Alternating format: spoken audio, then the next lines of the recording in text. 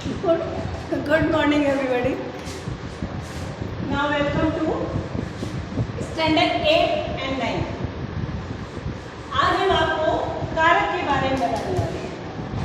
कारक क्या है? ठीक है, तो सबसे पहले हम कारक का डेफिनेशन लिखेंगे। कारक क्या होता है, कारक के कितने भेद हैं, फिर विभक्ति है, जो उसके चिन्ह हैं उसकी विभक्ति को, जो चिन्ह होते हैं उनको विभक्ति कहते हैं, और उसके बाद सारे 8 कारक के बारे में बताएंगे।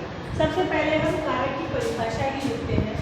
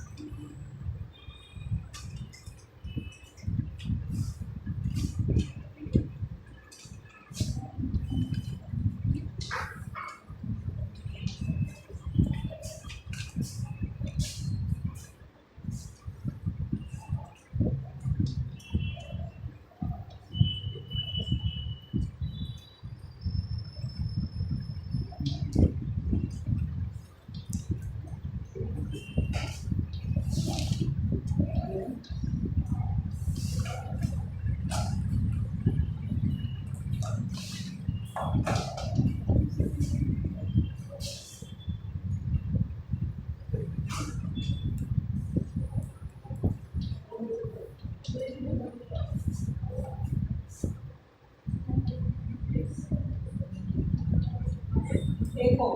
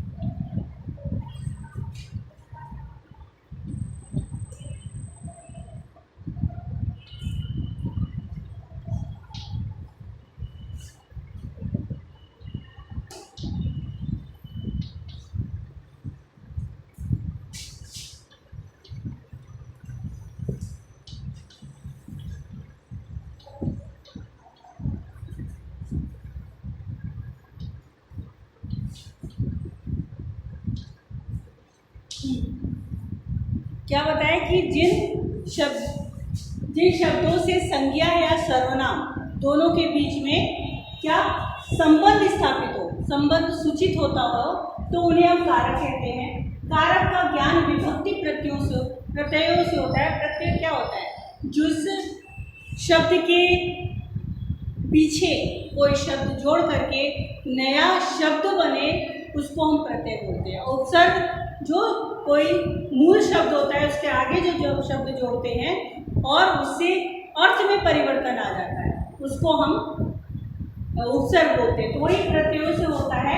तो यहाँ पे विभक्ति के बारे में बताया गया कि कारक के जो चिन्ह, जैसे माँ ने बच्चों के लिए खाना बनाया, तो माँ और बच्चों के बीच में के लिए ये संबंध स्थापित कर रहा है। इससे पता चल रहा है माँ और बच्चों के बीच में के लिए जो है वर्ड वो संबंध स्थापित कर रहा है। तो ये के लिए यही कारक होता है। तो कारक के 8 भेद बताए हैं: कर्ता, कर्म, करण, संप्रदान, आपादान, संबंध, अधिकरण और संबोधन। कारक के 8 टोटल भेद बताए हैं। और इन्हीं भेदों पर संस्कृत का जो है आप लोगों ने प्रथमा, द्वितीया, तृतीया, चतुर्थी, पंचमी, षष्ठी, सप्तमी एक जो है आपके पास चैप्टर आता है, उसमें लिखना पड़ता है कि जैसे आपको दिया गया बालक का जो है आपको विभक्ति लिखना है, तो वो विभक्ति लिखना पड़ता है वो 8 उसमें। लेकिन यहाँ पे संस्कृत के बारे में बताया है कि इन्हीं विभक्तियों में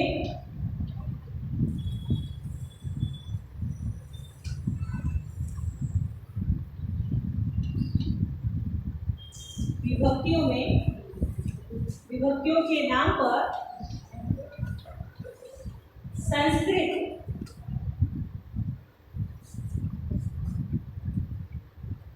में क्रमशः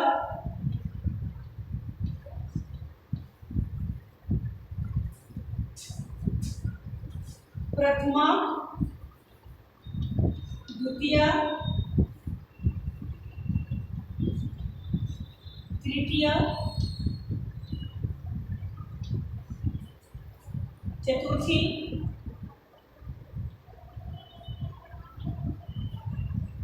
पंचमी, षष्ठी और सप्तमी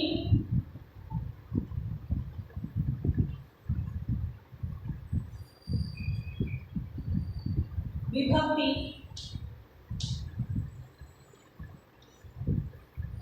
कहते हैं।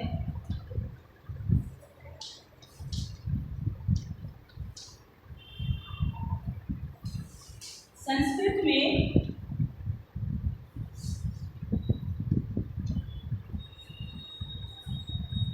संबोधन कारक, जो यहाँ पे संबोधन है, संबोधन कारक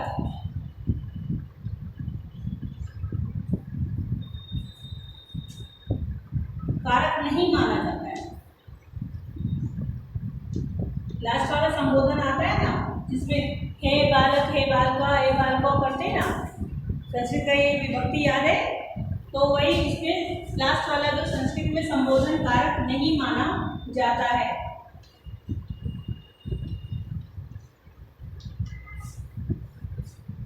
इसलिए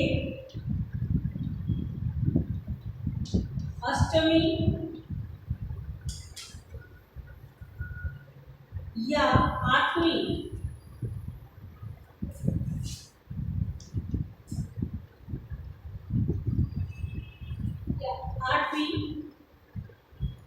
विभक्ति नहीं होती है।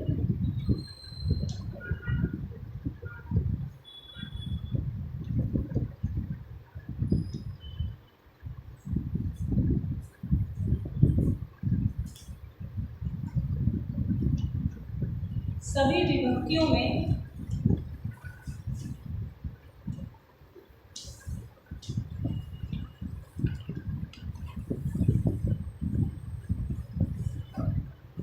या कारक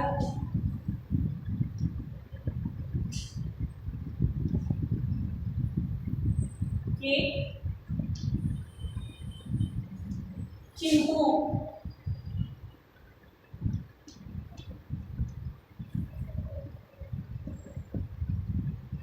को अपव्यय के अंतर्गत माना जाता है। अव्यय के, अव्यय एक तरह का क्रिया ही है, के अंतर्गत माना जाता है।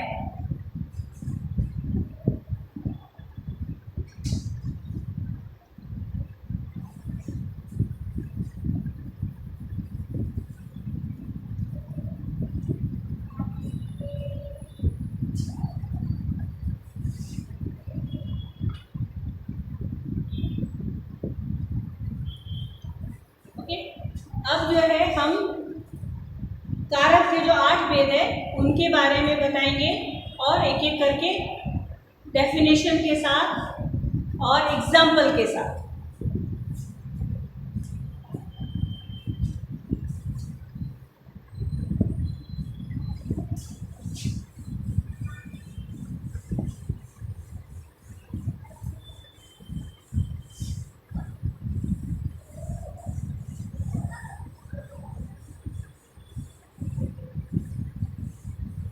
सबसे पहला है कर्ता। कर्ता कारक। नंबर 1 कर्ता कारक।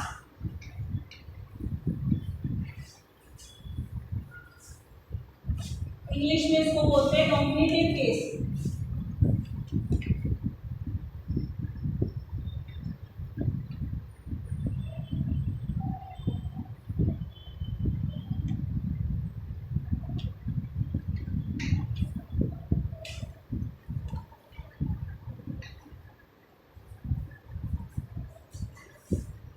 इसका मेन संबंध आता है ने।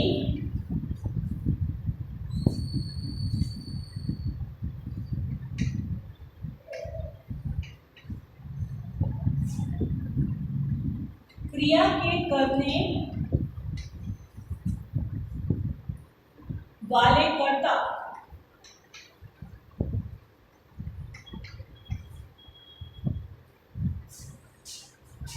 क्रिया के करने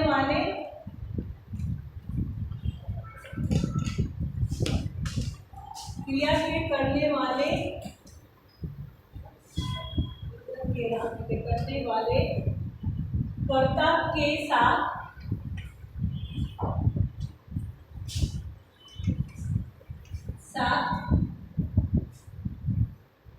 लगाते हैं।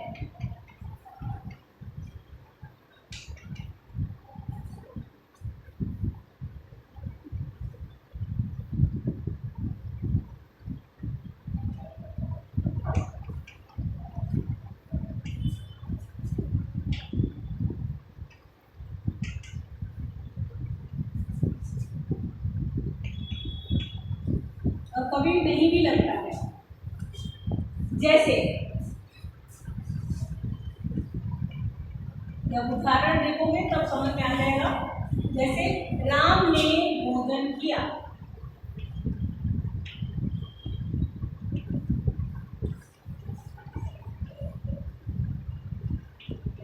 क्या लिखा हुआ है इसमें?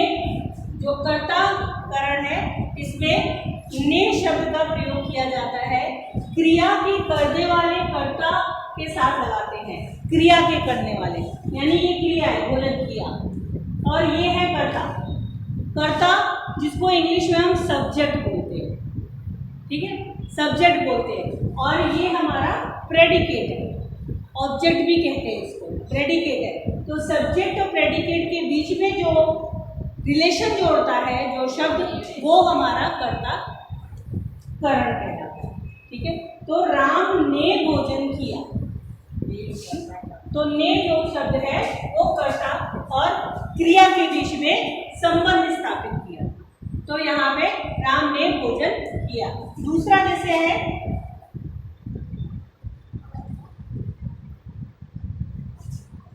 मैंने कहा,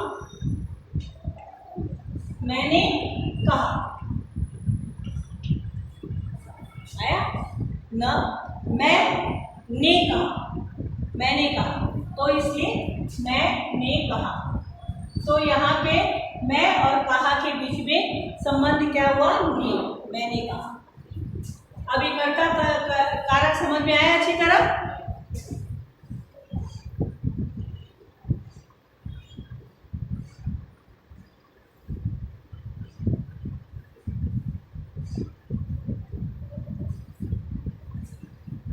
यहाँ पे कुछ और इसके बारे में दिया है, ये भी लिखना जरूरी है।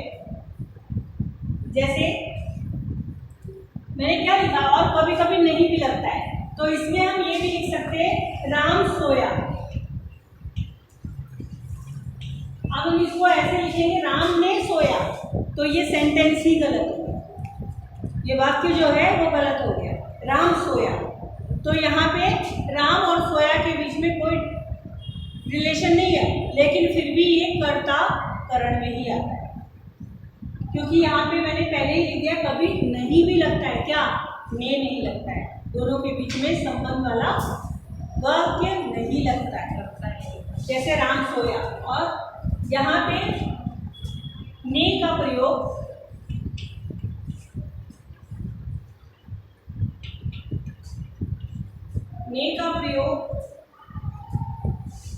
सकर्मक। अब सकर्मक क्या होता है? क्रिया। सकर्मक क्रिया, निकर्मक क्रिया क्या होता है? वर्ब में क्या आता है? निगेटिव और पॉजिटिव। नहीं, वर्ब में दो और होते हैं। नहीं, वर्ब के ही भेद है, जिसको सकर्मक यानी कि एक साथ मिलने वाली क्रिया, और एक निकर्मक होता है जो नहीं करने वाला। नहीं, नहीं, क्या है? वर्ब के बारे में बताया था ना, वर्ब क्रिया, वर्ब के बारे में बताया था। दो तरह के वर्ब होते हैं,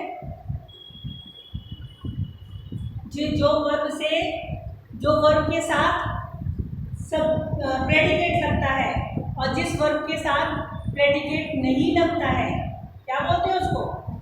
उसी को सकर्मक और निकर्मक क्रिया बोलते हैं। जैसे राम सोया, ठीक है, और यहाँ पे क्या कहते हैं, इसका जो है प्रेडिकेट, कब सोया, कितने बजे सोया, कहाँ सोया, ये सारी डिटेल्स नहीं दी है, तो ये निकर्मक क्रिया है। और अगर राम ने भोजन किया, ये पूरा सेंटेंस आपको बता रहा है, तो ये भी नहीं बता रहा है राम ने क्या किया, भोजन किया है, तो ये सकर्मक क्रिया है। इसको इंग्लिश में ढूंढ करके लाना, मेरे दिमाग में है लेकिन आ नहीं रहा है। तो सकर्मक क्रिया के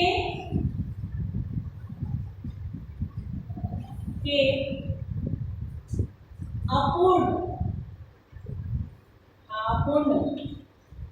भूतकाल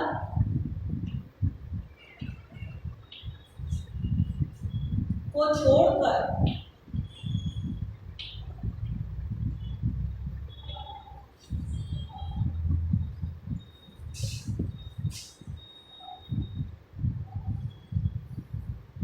सभी भूतकाल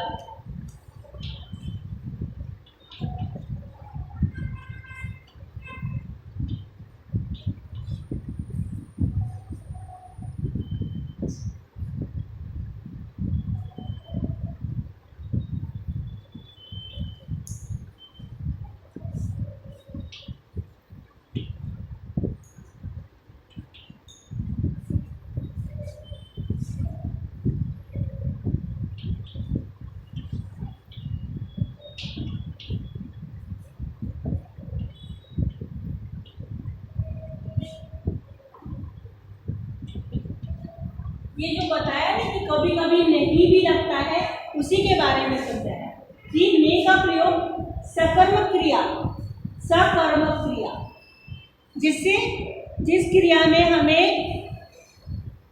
जो है पूरा क्रिया का पता चल रहा है। जैसे राम ने भोजन किया, तो ये सकर्मक क्रिया के अपूर्ण भूतकाल यानी कि पहले के भूतकाल को छोड़कर सभी भूतकालों में कर्ता के साथ ने का चिन्ह लगता है। भूतकाल यानी कि जो बीत चुका है काल, वो यस भूतकाल, तो हर भूतकाल में भी ने का चिन्ह लगता है। ठीक है, जैसे मैंने कहा। अब हमारा नंबर 2 आया है कर्म कारक।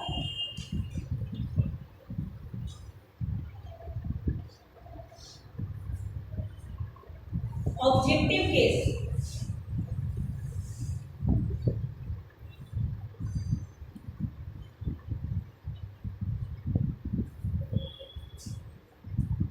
इसका शब्द है को।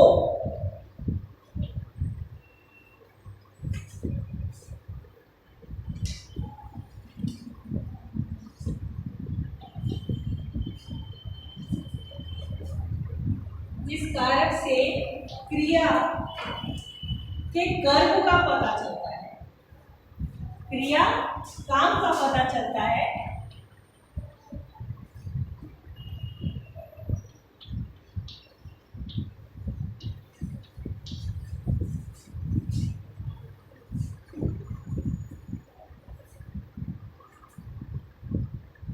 उसे कर्म कारक कहते हैं।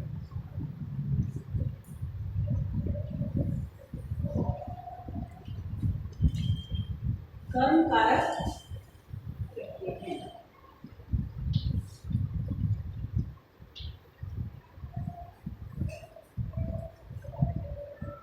इसका चिन्ह को है।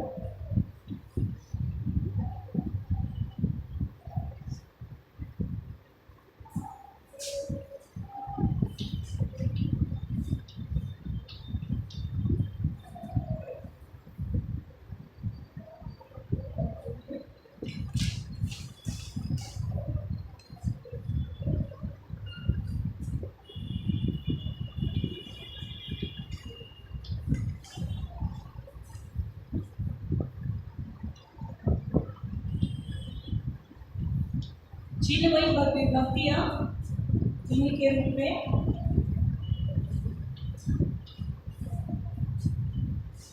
पहले ही आपने लिखा था। विभक्ति जो होता है, जो चिन्ह होता है, उसको विभक्ति कहते हैं।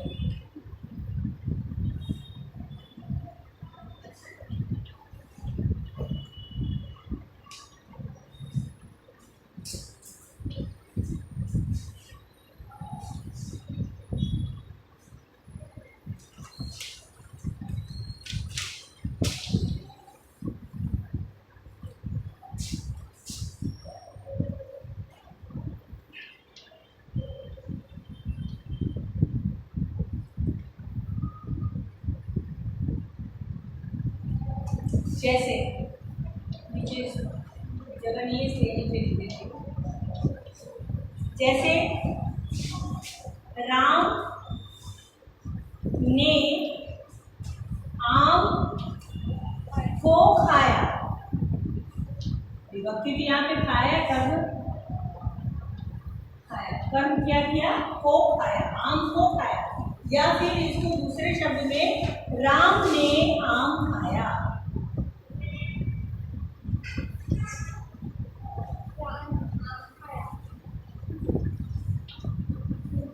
यहाँ पे क्या बोला कि कर्म भी दिखना चाहिए। कर्म क्या, कर्म यहाँ पे आम है, यहाँ पे ने शब्द आया है लेकिन को नहीं आया। ने आया है, को नहीं आया। क्यों? क्योंकि यहाँ पे पहले ही लिख दिया है कि को कर्म के चिन्ह के रूप में आता है और कभी कभी नहीं भी आता है।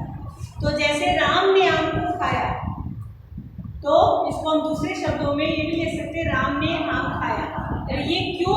अभी आपके पास ये सवाल उठ सकता है कि यहाँ पे भी ने है और कर्ता में भी ने आया है, ठीक है, लेकिन कर्ता ने भोजन किया, लेकिन भोजन में क्या किया, वो कर्म नहीं बताया। और यहाँ पे खाया और वो कर्म बता रहा है कि आम खाया।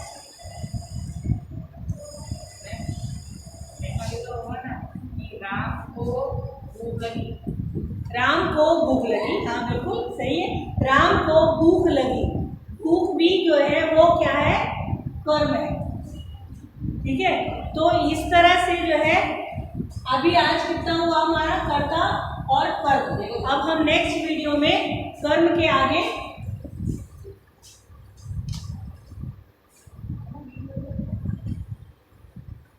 इतनी सी बात तो सबको समझ में आ गई, अभी नोट कर लीजिए।